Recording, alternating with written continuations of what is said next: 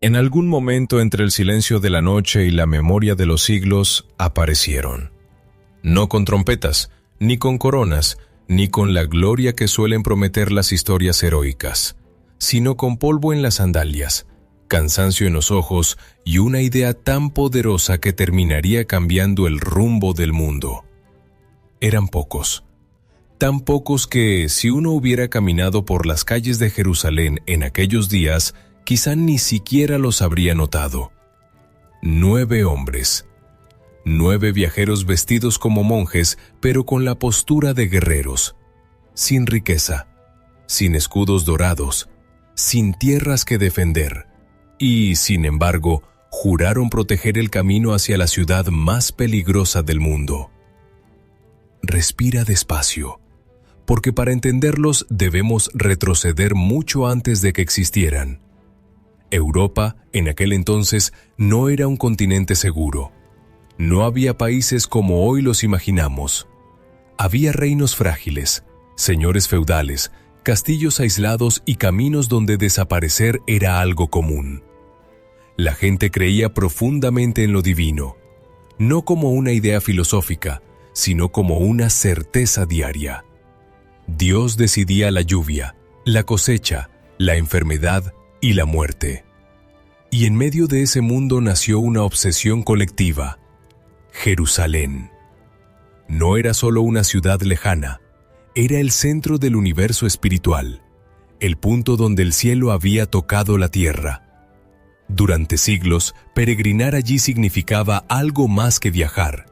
Era limpiar el alma. Pero llegar era casi imposible. Bandidos, desiertos, hambre, enfermedades, ejércitos enemigos. Muchos partían convencidos de que morirían en el camino, y aún así partían, porque la salvación eterna valía más que la vida. Entonces ocurrió algo que cambió la historia para siempre. Un mensaje comenzó a recorrer Europa, primero en monasterios, luego en plazas, después en mercados. Quien fuera a Jerusalén no solo peregrinaría, sería perdonado. No importaba quién había sido: soldado, ladrón, campesino, noble. La guerra podía abrir las puertas del cielo. Y así comenzaron las cruzadas. Miles caminaron hacia el este convencidos de que el mundo terminaría pronto y que esa era su última oportunidad de redimirse.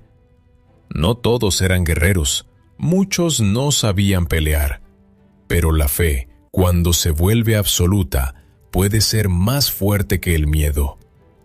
Jerusalén finalmente cayó. Las crónicas hablan de campanas, oraciones y lágrimas, pero también de sangre corriendo por las calles. La victoria dejó una pregunta que nadie esperaba. Ahora que la ciudad era cristiana, ¿quién protegería a los peregrinos? Los ejércitos regresaban a Europa, los reyes tenían otras guerras y el camino seguía siendo mortal. Ahí es donde entran ellos. No eran un ejército oficial, no respondían a ningún reino, no buscaban botín. Pidieron algo extraño: vivir como monjes y pelear como caballeros. Dormir poco, comer poco, no poseer nada. Y aún así, arriesgar la vida todos los días escoltando desconocidos por tierras hostiles. Parecía una idea absurda, pero en el fondo era algo nuevo, algo que el mundo nunca había visto. Un hombre que renuncia al mundo normalmente huye de la violencia. Un guerrero normalmente busca honor y riqueza. Ellos rechazaban ambas cosas, ni completamente soldados ni completamente religiosos, algo intermedio, y tal vez por eso comenzaron a inquietar incluso antes de volverse poderosos, porque cuando alguien lucha sin ambición visible, es difícil saber qué desea realmente. Al caer la noche en Jerusalén, cuando las antorchas iluminaban los muros y el viento traía arena del desierto, aquellos 9 hombres patrullaban caminos silenciosos. Nadie imaginaba que ese pequeño grupo, casi invisible, terminaría convirtiéndose en la organización más influyente, temida y misteriosa de la Edad Media. Pero toda historia grande comienza igual, con algo tan pequeño que parece irrelevante. Cierra un poco los ojos. La historia apenas empieza. Con el paso de los meses, algo curioso empezó a ocurrir. Los peregrinos regresaban a Europa y hablaban. No hablaban de batallas gloriosas ni de tesoros saqueados. Hablaban de seguridad. Por primera vez, el viaje a Jerusalén no dependía solo de la suerte o de la fe. Había hombres esperándolos en el camino, silenciosos, atentos, siempre despiertos antes del amanecer. Dormían vestidos, comían poco y jamás abandonaban a quienes se escoltaban. Aquello llamó la atención, porque en un mundo donde los juramentos se rompían con facilidad, ellos parecían cumplirlos incluso cuando nadie los observaba. La noticia llegó a oídos de nobles, obispos y reyes. Un pequeño grupo de caballeros pobres estaba logrando algo que ejércitos enteros no podían: confianza. Y la confianza, en la Edad Media, valía más que el oro. Entonces sucedió algo inesperado. En lugar de pedir soldados, pidieron reconocimiento. No tierras, no castillos, no privilegios militares. Querían existir oficialmente. La petición era extraña. Un grupo tan pequeño normalmente desaparecería con el tiempo, pero había algo en su disciplina que resultaba imposible ignorar. Finalmente, la Iglesia los aprobó. Desde ese momento dejaron de ser simplemente 9 hombres. Se convirtieron en una orden. Y con el reconocimiento llegó algo que cambiaría su destino: donaciones. Primero fueron monedas, luego caballos, después armaduras. Los nobles entregaban bienes para asegurar su alma. Algunos incluso cedían propiedades enteras. No lo hacían por miedo, lo hacían por certeza. Si esos caballeros protegían el camino a la ciudad sagrada, quizá también protegerían su lugar en la eternidad. Pero aquí comienza el misterio, porque los caballeros seguían viviendo igual. A pesar de las riquezas que llegaban, vestían con la misma austeridad, dormían en salas comunes, compartían todo. Nada pertenecía a un individuo, todo pertenecía a la orden. Era un concepto radical para su época. Mientras los reinos se dividían por herencias y disputas familiares, ellos funcionaban como un solo cuerpo. Sin embargo, había un problema. El número de peregrinos crecía cada año, y con ellos, el peligro. Los caminos eran largos, las distancias enormes, los ladrones abundaban. Entonces surgió una pregunta práctica: ¿cómo viajar miles de kilómetros sin transportar dinero y sin ser asaltado? La respuesta que encontraron cambiaría la economía para siempre. Un peregrino podía entregar su riqueza en Europa y recibir un documento. Al llegar a Tierra Santa, presentaba ese papel y obtenía el mismo valor. No llevaba monedas, no había nada que robar. Hoy parece normal, pero en aquel tiempo era revolucionario. Sin proponérselo, habían creado algo parecido a un sistema bancario. Las personas confiaban en ellos más que en cualquier señor feudal, porque un reino podía caer, pero la orden estaba en todas partes. Castillos en Francia, casas en Inglaterra, fortalezas en Oriente, una red silenciosa conectando continentes. Y cuanto más confiaba la gente, más riqueza llegaba. Lo curioso es que seguían llamándose pobres, quizá porque la riqueza no era personal, o quizá porque el verdadero poder nunca fue el dinero, fue la información. Sabían quién viajaba, quién pagaba, quién debía, quién temía. En un mundo sin periódicos ni gobiernos centrales, ellos empezaban a conocer a todos, y sin levantar la voz, sin proclamarse gobernantes, se estaban volviendo indispensables. El tipo de poder que no necesita coronas, el tipo de poder que crece en silencio. Mientras Europa dormía creyendo que eran solo guardianes del camino, la orden estaba aprendiendo algo mucho más profundo. Quien controla la confianza, controla el mundo. Descansa un momento, porque pronto otros empezarán a notar lo mismo. El crecimiento nunca pasa desapercibido para siempre. Durante años, reyes y nobles observaron a la orden con tranquilidad. Eran útiles, protegían caminos, custodiaban fortalezas, movían dinero con una eficacia que nadie más poseía. Pero lentamente algo cambió. Los monarcas comenzaron a darse cuenta de un detalle incómodo. La gente confiaba más en ellos que en el propio rey. Un campesino podía temer impuestos reales, pero entregaba sus ahorros sin dudar a la orden. Un noble dudaba de sus vecinos, pero no dudaba en firmar documentos ante aquellos caballeros. Y cuando la confianza cambia de manos, el poder la sigue inevitablemente. Los templos de piedra blanca empezaron a aparecer en ciudades clave. No eran palacios, pero tampoco simples monasterios. Eran fortalezas silenciosas, puertas gruesas, pocas ventanas, guardias entrenados, lugares donde se guardaban no solo reliquias, sino contratos, deudas, promesas y secretos. Porque quien administra riqueza también administra información. Sabían qué reino estaba endeudado, qué guerra se preparaba, qué noble conspiraba. No necesitaban espías. Las personas mismas llevaban los secretos hasta sus puertas.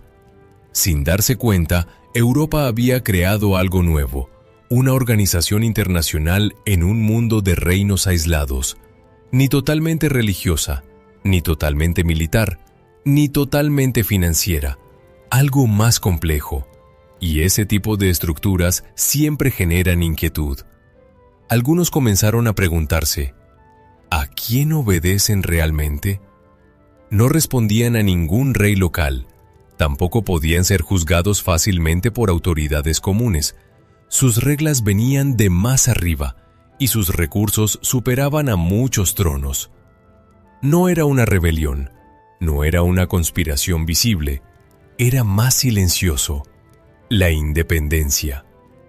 Un rey podía perder una guerra, una ciudad podía arder, pero la orden seguía existiendo en otro territorio.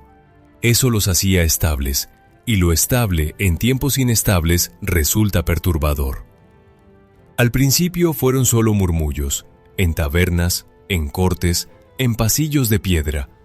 Decían que guardaban reliquias imposibles, que conocían conocimientos antiguos, que sus rituales eran distintos a los de otros monjes.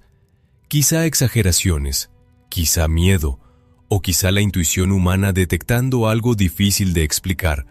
Cuando una organización sobrevive a todo, empieza a parecer eterna. Y nada eterno debería existir dentro del mundo político. Algunos reyes empezaron a endeudarse con ellos, y al hacerlo ocurrió algo peligroso.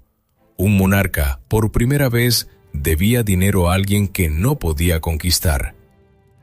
No se puede sitiar una idea, no se puede quemar una red extendida por continentes. Así, sin espadas desenvainadas, nació una tensión invisible. No había guerra, pero tampoco había paz, porque el poder más amenazante no es el que ataca, es el que no necesita hacerlo. Cierra los ojos por un instante. La historia se acerca lentamente a su punto más delicado. Toda estructura de poder, tarde o temprano, provoca una reacción, no por lo que hace, sino por lo que podría hacer. Durante años, la orden había sido útil. Protegía rutas, prestaba dinero, mantenía fortalezas en tierras lejanas. Pero ahora la situación era distinta. Las guerras cambiaban, los reinos se reorganizaban, y mantener un ejército permanente en Oriente comenzaba a perder sentido. Sin embargo, la orden seguía allí, con tierras, con castillos, con riquezas depositadas por generaciones. Y entonces apareció un problema simple, pero devastador: las deudas. Muchos nobles debían dinero, algunos obispos también, Incluso coronas enteras dependían de préstamos antiguos. Mientras la orden existiera, esas deudas también existirían, y pagar significaba perder poder. Aquí la historia se vuelve silenciosa. No hubo una gran batalla, no hubo un desafío abierto, solo preguntas susurradas. ¿Qué ocurriría si dejaran de existir? Al principio era impensable.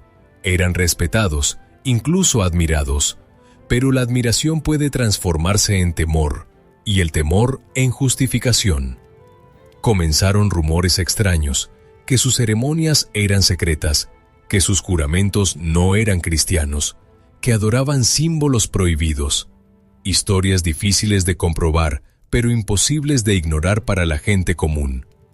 Porque el misterio siempre inquieta más que la evidencia. De pronto, lo que antes era disciplina pasó a verse como ocultamiento. Lo que era silencio pasó a parecer conspiración.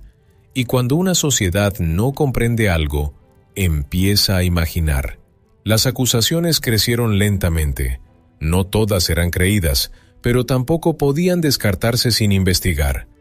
La orden, acostumbrada a obedecer solo sus propias reglas internas, no reaccionó con rapidez. Pensaban que su reputación los protegería. Durante 2 siglos había funcionado, pero el mundo había cambiado. Ahora el poder político necesitaba control absoluto, y una organización independiente, rica y respetada, resultaba incompatible con esa idea. La tensión se volvió inevitable. No por una traición, no por una guerra, sino por una combinación peligrosa: riqueza, autonomía y demasiados secretos. A veces la historia no avanza con espadas, sino con decisiones tomadas en habitaciones cerradas. Una orden que había sobrevivido desiertos, batallas y siglos estaba a punto de enfrentarse a algo mucho más difícil: la voluntad de quienes gobernaban. Respira profundo, porque el amanecer de cierto día cambiaría todo para siempre. Llegó sin advertencia. No hubo semanas de preparación visibles, ni ejércitos reunidos en las fronteras. Solo una mañana aparentemente normal. Las puertas se abrieron como cada día. Los hermanos despertaron para rezar como siempre. Las ciudades seguían su rutina. Y entonces ocurrieron los arrestos. Simultáneos, rápidos, en distintos lugares al mismo tiempo. Hombres que durante décadas habían sido respetados fueron encadenados antes del amanecer. Nadie entendía cómo algo tan coordinado era posible, pero ese era precisamente el punto. No debía haber reacción.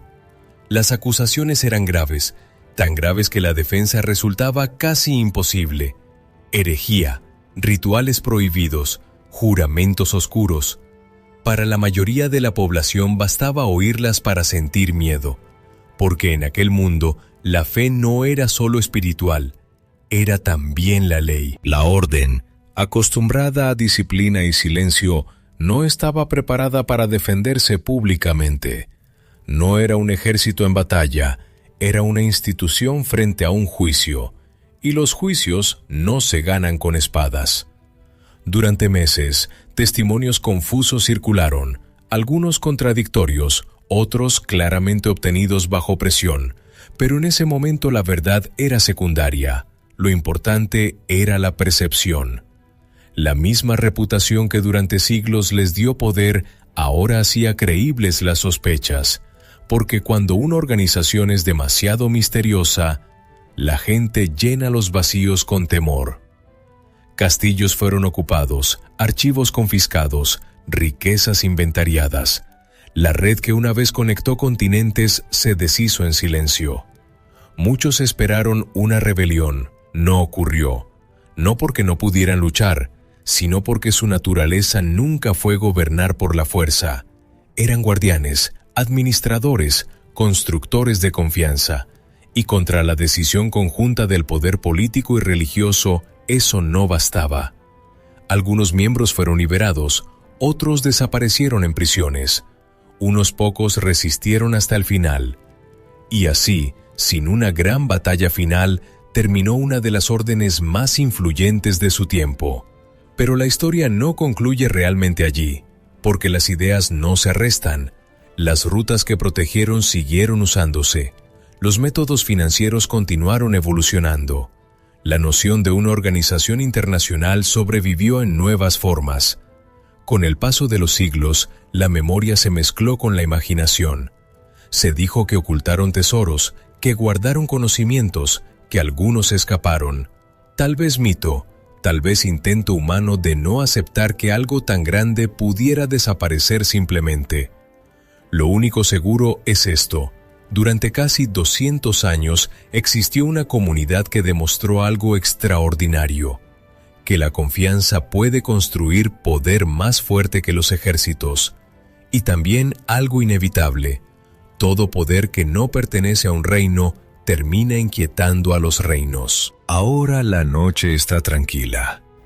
La historia se disuelve lentamente como la arena en el viento. Puedes descansar. Algunas historias terminan con ruido, otras con un silencio que dura siglos.